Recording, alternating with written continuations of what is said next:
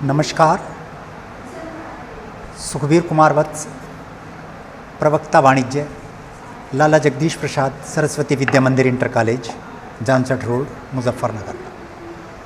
मैं आज अर्थशास्त्र विषय के अंतर्गत बाजार संतुलन टॉपिक को आपको पढ़ाऊंगा।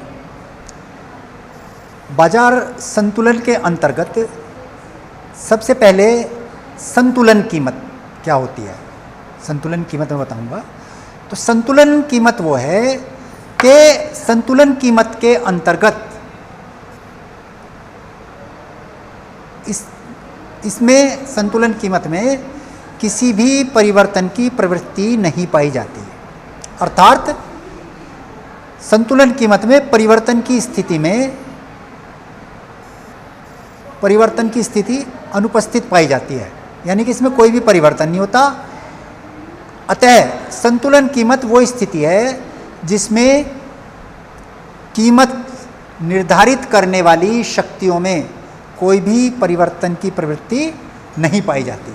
इसको अगर हम परिभाषा के रूप में देखें तो परिभाषा के रूप में कहा गया है कि संतुलन कीमत वह कीमत है जो मांग और पूर्ति, यानी कि वस्तु की मांग बढ़ाने वाले और वस्तु की पूर्ति करने वाली जो शक्तियां हैं, वस्तु की मांग करने वाली यानी कि उपभोक्ता और वस्तु की पूर्ति करने वाले उत्पादक या और अन्य जो भी हैं, इन शक्तियों के द्वारा उस बिंदु पर निर्धारित होती है जहां पर वस्तु की मांग और पूर्ति बराबर होती है।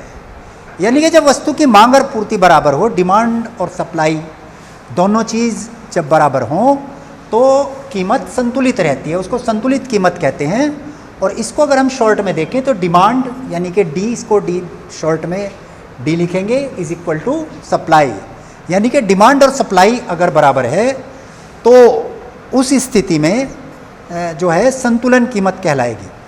अब संतुलन कीमत के निर्धारक, संतुलन कीमत के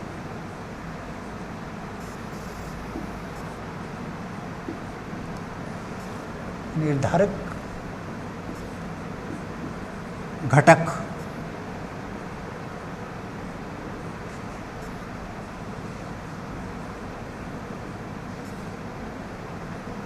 अब इसके घटक दो हैं और वो कौन कौन से हैं? मांग और पूर्ति। और मांग और पूर्ति को बराबर बताया कि बराबर रहती है, तो ये दोनों घटक बराबर रहते हैं।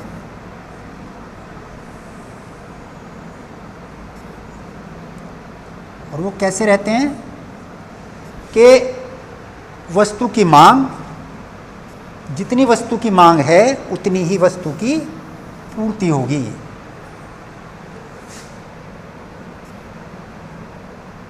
वस्तु की मांग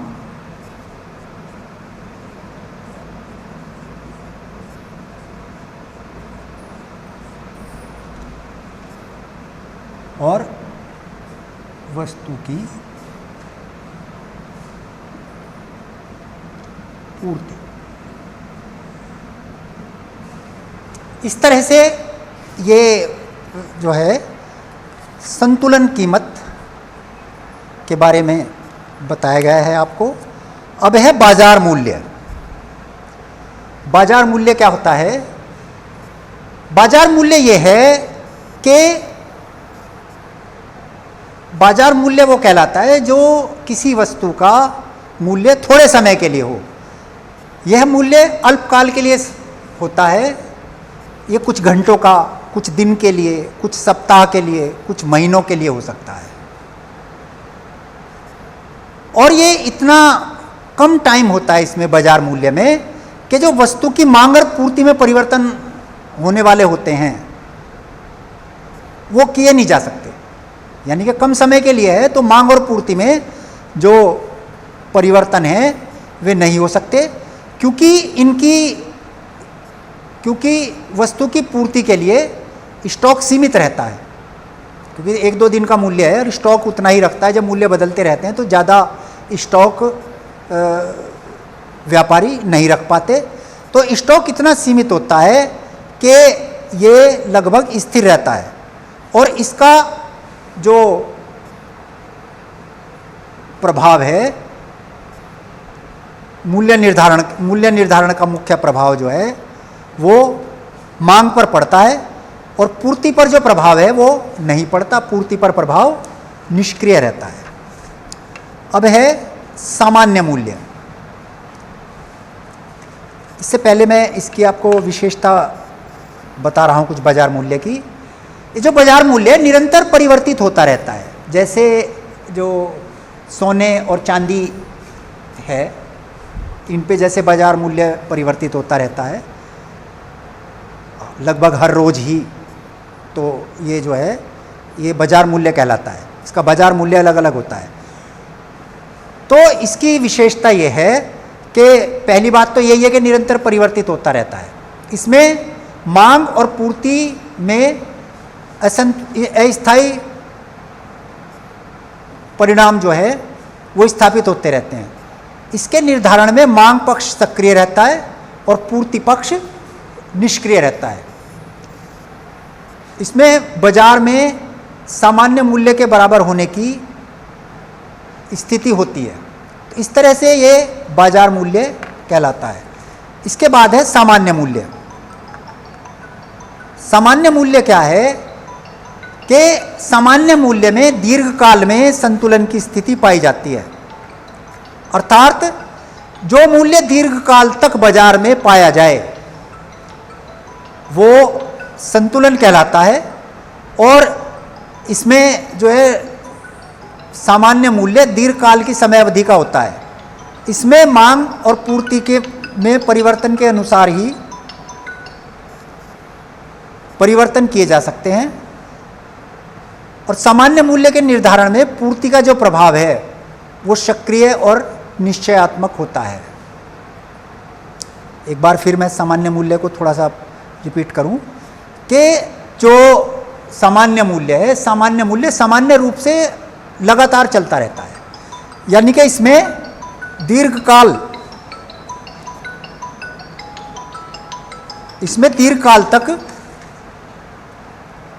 की समय अवधि होती है और इसमें परिवर्तन के अनुसार, मांग में परिवर्तन के अनुसार परिवर्तन किए जा सकते हैं। अब इसके बाद है इनकी विशेषताएं, इनकी क्या खासियत है। एक तो यही है कि सामान्य मूल्य दीर्घकाल के लिए होता है, दीर्घकाल के लिए साम्य होता है, दीर्घकाल तक चलता रहता है, सामान्य रूप से चलता रहता है। वो सामान्य मूल्य उन वस्तुओं का होता है जिन वस्तुओं का मूल्य जल्दी जल्दी नहीं बदलता। दूसरी बात, इसमें मांग और पूर्ति जो है वो स्थायी शक्तियों के द्वारा निर्धारित होती है। स्थायी शक्तियाँ होती हैं वे उनके द्वारा निर्धारित होता है। मांग और पूर्ति में स्थायी दशा में परिवर्तन होने पर जो सामान्य मूल्य है उसमें परिवर्तन नहीं होता। अगर मांग और पूर्ति में स्थायी कोई परिवर्तन भी हो जाते हैं तो सामान्य मूल्य में भी परिवर्तन हो जाता है। जो सामान्य मूल्य है ये टिकाऊ होता है, स्थायी होता है। सामान्य मूल्य में पूर्ति पक्ष जो है वो सक्रिय रहता है और मांग पक्ष गौण रहता है। इस तरह से ये सामान्य मूल्य है। अब बाजार मूल्य और सामान्य मूल्य में अंतर। बाजार मूल्य ये है कि ये थोड़े दिनों के लिए होता है, कुछ सप्ताह के लिए, कुछ महीनों के लिए, कुछ दिन के लिए, कुछ घंटों के लिए। इस तरह से ये बाजार मूल्य है जो बाजार में प्रचलित है। सामान्य मूल्य दीर्घकाल तक चलता है, ये लंबे समय तक चलता रहता है और लंबे समय तक एक ही मूल्य रहता है। जो सामान्य मूल्य एक वास्तविक मूल्य है और ये एक समय विशेष पर, किसी समय पर जो है बाजार में प्रचलित होता है। सामान्य मूल्य एक काल्पनिक मूल्य है, एक अमूर्त मूल्य है जो बाजार में कभी भी प्रचलित नहीं होता। बाजार में प्रचलित नहीं होता है, चलता रहता है बस। तीसरी बात, जो बाजार मूल्य है, बाजार मूल्य के निर्धारण में मांग पक्ष का सक्रिय प्रभाव पड़ता है। इसमें जो डिमांड करने वाले लोग हैं यानी कि उपभोक्ता हैं उनका सक्रिय प्रभाव पड़ता है। और पूर्ति पक्ष जो है उसकी वो निष्क्रिय रहता है। पूर्ति पक्ष इसमें निष्क्रिय रहता है। जो ये सामान्य मूल्य है इसके निर्धारण में मांग और पूर्ति दोनों का सक्रिय प्रभाव पड़ता है, क्योंकि ये मूल्य लगातार चलता रहता है। सामान्य मूल्य है, ये लगातार चलता रहता है, इसमें परिवर्तन की स्थिति नहीं पाई जाती। फिर है कि जो बाजार मूल्य है इसमें मांग और पूर्ति का अस्थायी संतुलन के द्वारा निर्धारण होता है, जबकि सामान्य मूल्य का जो निर्धारण है वो मांग और पूर्ति के अंतिम संतुलन, मांग और पूर्ति का जब अंतिम संतुलन हो जाएगा उसके परिणाम स्वरूप मांग और पूर्ति की शक्तियों के समायोजन में कोई बाधा न होने पर होता है। फिर है अगला पॉइंट, जो ये बाजार मूल्य है ये सभी वस्तुओं पर, चाहे वो दोबारा उत्पादन करने वाली हो, पुनरुत्पादनीय हो या निरुत्पादनीय हो, उनका होता है। लेकिन जो सामान्य मूल्य है ये केवल पुनरुत्पादनीय वस्तुओं का ही होता है जिनका दोबारा उत्पादन किया जाए। जो बाजार मूल्य है, बाजार मूल्य की तुलना समुद्र की लहरों से की गई है।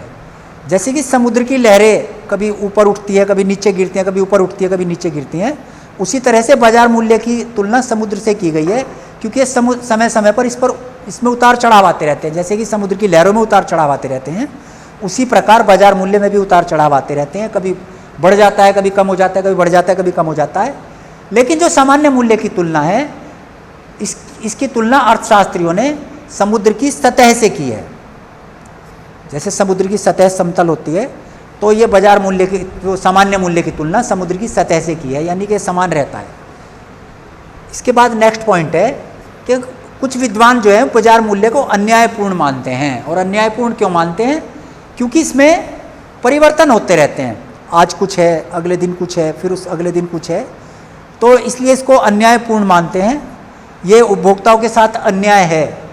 और कुछ अर्थशास्त्रियों का ये मत है कि जो ये सामान्य मूल्य है न्यायपूर्ण है, क्योंकि उपभोक्ताओं को जो अपनी वस्तु के लिए भुगतान करना पड़ेगा वो बराबर भुगतान करना पड़ेगा। ये सामान्य मूल्य सामान्य रहता है, तो इसलिए इसको वो न्यायपूर्ण मानते हैं। आप इस चैप्टर की आगे रीडिंग करें। अब आपको बाजार मूल्य और सामान्य मूल्य में संबंध बताया जा रहा है। बाजार मूल्य और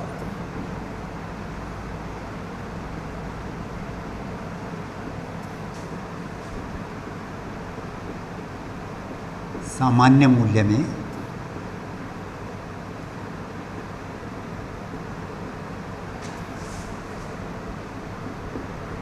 संबंध।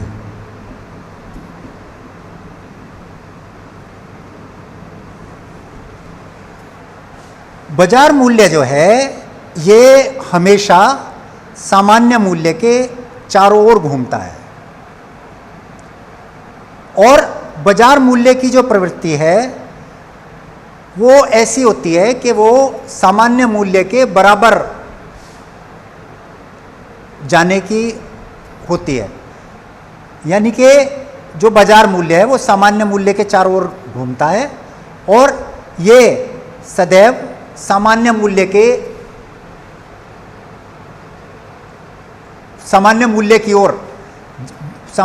की ओर जाने की, यानी कि उसके बराबर होने की प्रवृत्ति होती है। इसका कारण यह है कि जब जो सामान्य मूल्य है वो लागत के बराबर होता है, उत्पादन लागत के बराबर होता है, और बाजार मूल्य जो है वो अवास्तविक है, क्षणिक है, कुछ ही समय के लिए है, और अस्थायी कारणों से भी वो बदलता रहता है।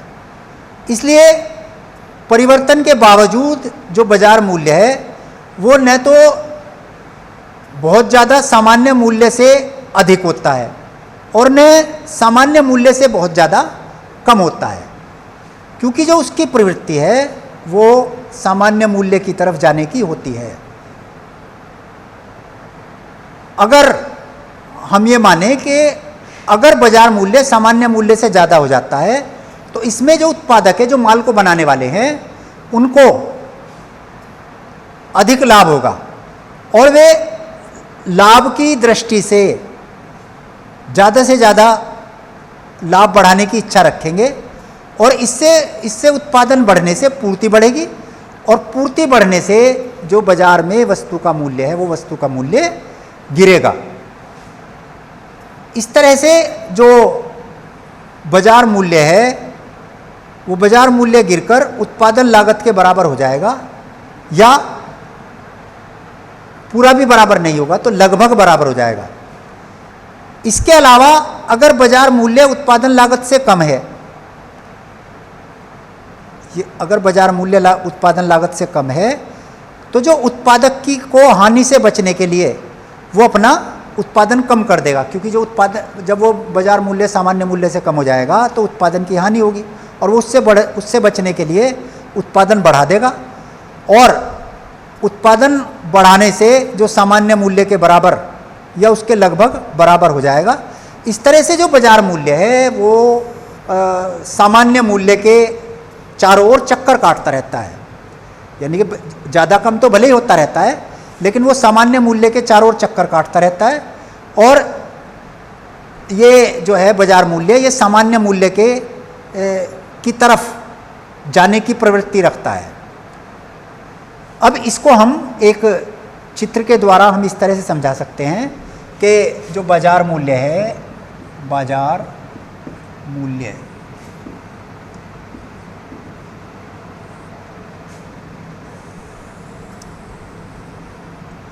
अब ये बताया कि बाजार मूल्य जो है वो समुद्र की लहरों के समान होता है और सामान्य मूल्य समतल होता है। तो ये सामान्य लागत है, ये समतल है, सामान्य मूल्य है और ये समतल है, और ये वस्तु की लागत है। अब इसको समुद्र की लहरों के समान बताया है, तो जो बाजार मूल्य है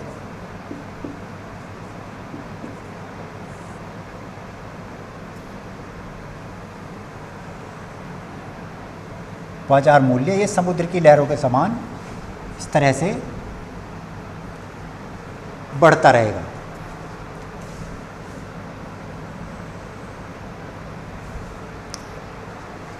ये जो है ये बाजार मूल्य की प्रवृत्ति, बाजार मूल्य